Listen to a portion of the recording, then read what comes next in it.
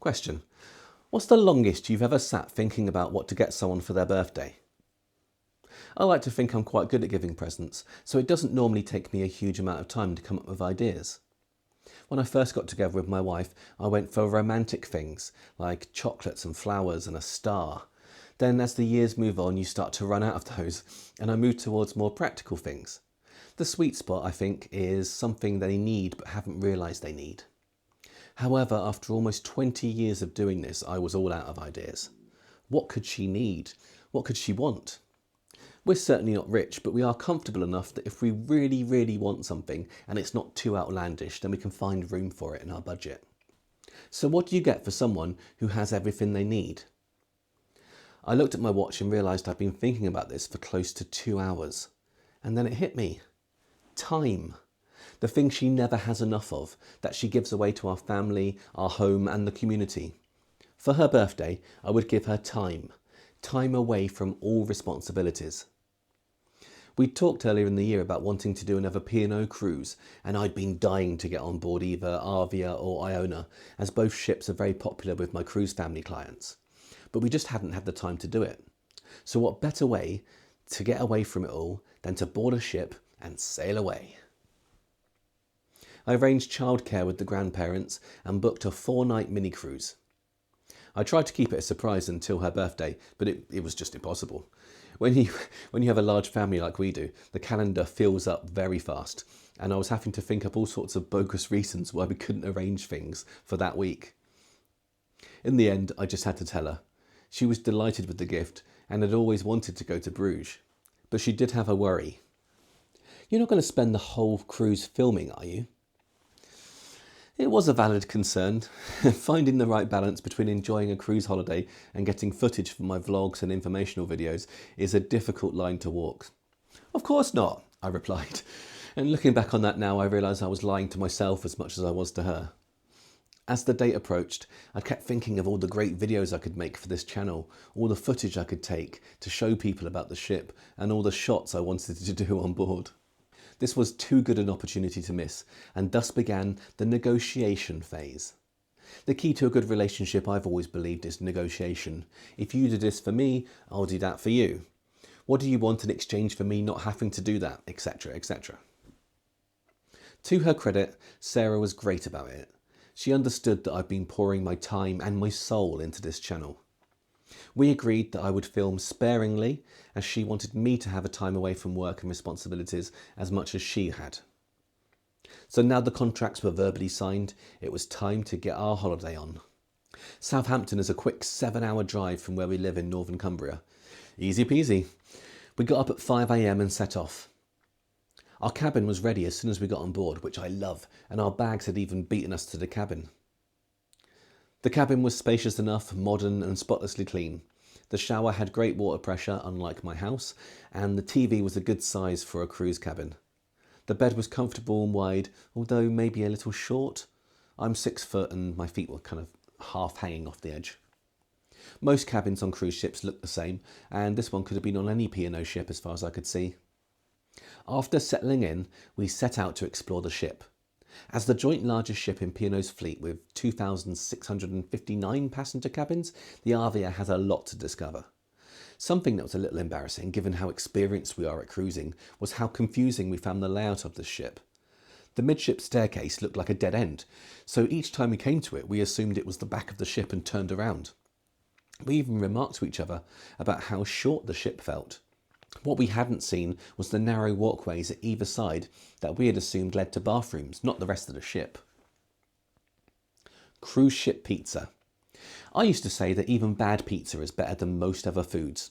That was until the pandemic, when I, like thousands of other men, bought a home pizza oven and learned to make pizza the Neapolitan way. Now bad pizza just tastes like bad pizza. Pizza on a cruise ship is Russian roulette. So I spun the chamber and put the slice to my head. Would it be a limp, tasteless, soggy mess, or would it have flavour and texture? Well, I'm happy to report that it wasn't Neapolitan, but it was delicious. Good work, P&O. That was a tasty pizza. Time for a quick first drink of the cruise, and you know me, pina colada. This ship has a wraparound promenade deck outside, which was a highlight for us. I know it doesn't sound that exciting, but we like the ships that look out at the sea, not those new ones where you look inwards into a park area or a shopping street. We always enjoy spending time looking out to sea, usually trying to see some dolphins or whales. However, this cruise spent most of the time in the English Channel and the North Sea, so that seemed a bit unlikely. There are 3 cinema screens on board in a cinema multiplex area complete with popcorn machine. These cinemas show some fairly recent movies as well. During this cruise I couldn't sleep one evening, so I popped along and watched Bad Boys 2 Ride or Die. It was 2 hours long, and if I had to do it again, I'd choose die. There was a time when I was younger when a Will Smith movie was like a sign of quality. Those days are long gone. On our first afternoon we stopped for a second lunch at the Quays. P&O were following the recent trend of smaller street food style eateries. I love this as it spreads people across the ship. Less queuing, and it means the chef can specialise in 1 or 2 things rather than having to cook everything. The 3 options at the quay were fish and chips, Asian cuisine and Yorkshire pudding roast dinner wraps. We went for the fish and chips with curry sauce. With this being a slightly shorter than usual cruise, Sarah and I took the challenge of seeing and doing as much as possible. This meant on the first night we would not only would we go to the Limelight Lounge and have a 3-course meal whilst watching a comedian, we would then hot-foot it across to the main theatre afterwards and see a comedy mind-reading magician. All of this whilst getting a reasonably early night. You see, the next day was the big day and we needed to be up early to go to Bruges. The next morning, Sarah and I woke up to find we'd arrived in Brugge. There was an official P&O bus going into Bruges, but we'd planned ahead and booked a local coach for about 1/3 of the price. Every little helps. Bruges truly lives up to its reputation as one of Europe's most beautiful cities. I hadn't been here before, as I'd always assumed it was a bit boring. Isn't that the exact plot of that Colin Farrell movie? But I was wrong. We made the most of the day, like we always do, trying to see everything. Starting with traditional Belgian waffles, so good. Then taking a small boat tour, looking at all the houses and churches that line the city's famous canals. I ate marzipan, Belgian chocolates, and then, with our stomachs completely full, we made the crazy decision to climb 366 steps to the top of the Belfry of Bruges. At the top, we had an incredibly loud bell ringing experience. We wrapped up our time in Bruges with a delicious Belgian beer in this beautiful town square. It was an amazing day, and Bruges is definitely worth a visit.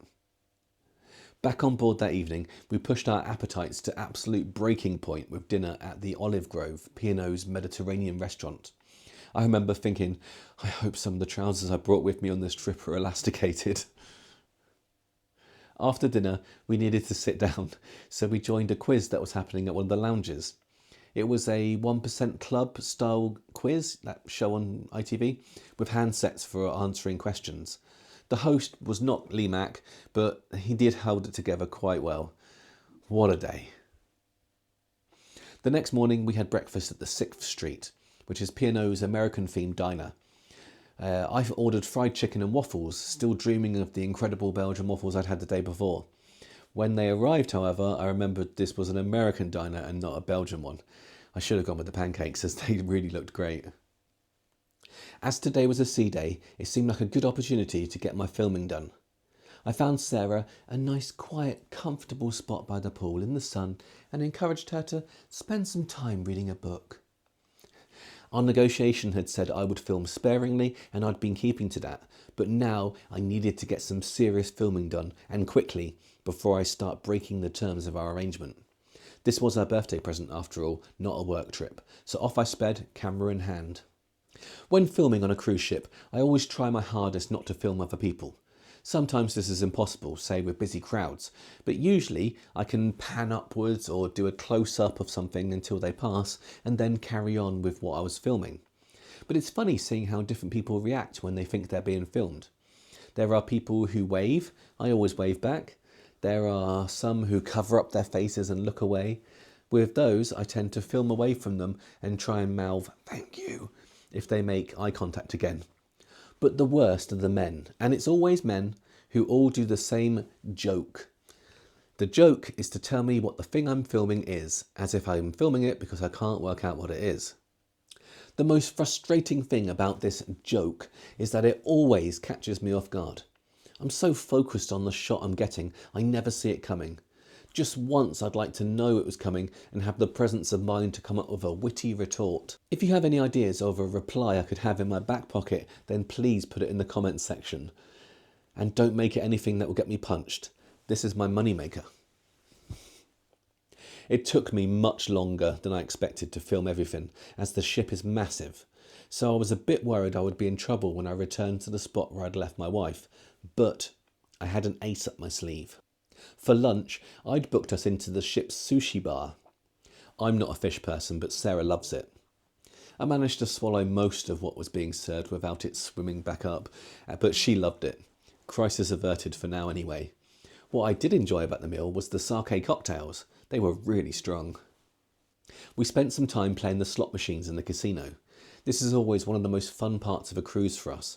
We only spend a small amount and it's normally the free onboard credit that we use, but the machines are so much fun and it's a great way to spend half an hour or so whilst waiting for a show or something else to start.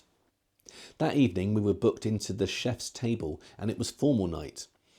My relationship with formal night has changed so much over the years. On our first cruise about 12 or 13 years ago, I was very uncomfortable dressed up. We were in our 20s and without much disposable income. My suit was ill-fitting and cheap and I felt like a fraud next to all those other well-dressed passengers, worried about what they would think of me.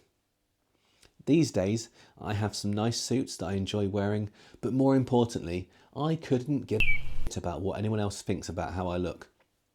It's with this confidence we headed to the restaurant, excited for a multi-course meal with wine pairings curated by Ollie Smith from Saturday Kitchen, who was actually on the cruise. The meal was very tasty, except for this carrot shot, but I am a naughty boy who doesn't like eating his veg, so I only have myself to blame.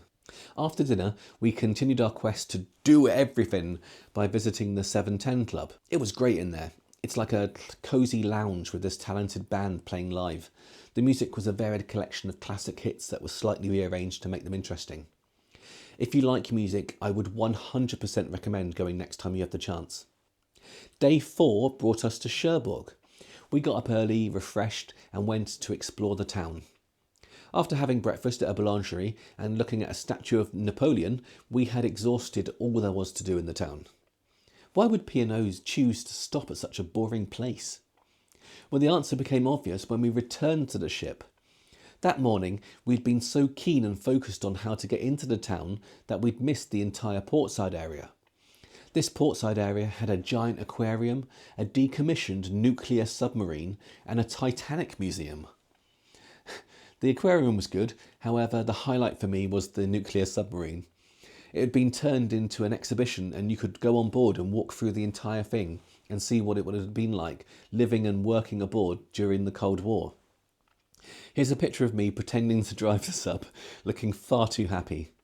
There's genuine joy on my face. Lastly was the Titanic Museum. Cherbourg seems like a strange place to have one, but apparently it was one of the places the ship stopped before its ill-fated transatlantic crossing. I'm not sure how appropriate it is to have a museum dedicated to the biggest disaster in cruise history right next to the cruise terminal itself, but it was fascinating. That afternoon we had lunch in the 360 pool area again. I tried the bacon and blue cheeseburger before going back for some more of that excellent pizza. After which we had tickets to The Greatest Day, a musical featuring the music of Take That. I thought this would be a silly, forgettable jukebox musical type of thing, and I was totally unprepared for how emotional the show was. The story was funny and upbeat, but also at the same time about loss, regret and missed opportunity. It was hands down the best performance we saw in this trip. That evening, as we passed through the main atrium on our way to dinner, we caught this acrobatic performance, where two extremely talented performers dangled from ropes and drapes twirling just above our heads with no net or harness. It was brave, impressive, and not something I saw advertised in the Horizon listings. It was just a random bonus in the ship's atrium. I love cruises. For our last night, we finally tried the main dining room. Sarah ordered fish and chips and I went with a steak and kidney pie. As we finished our main course and started to decide which pudding to have, I gazed across the table at her. She looked so happy. The trip had done exactly what I hoped it would. Sarah had her time back and was relaxed and content. Thankfully, it seemed like I hadn't ruined the birthday trip with my YouTube addiction. I'm chalking this up as a successful birthday present. Although God knows what I'm going to get her next year.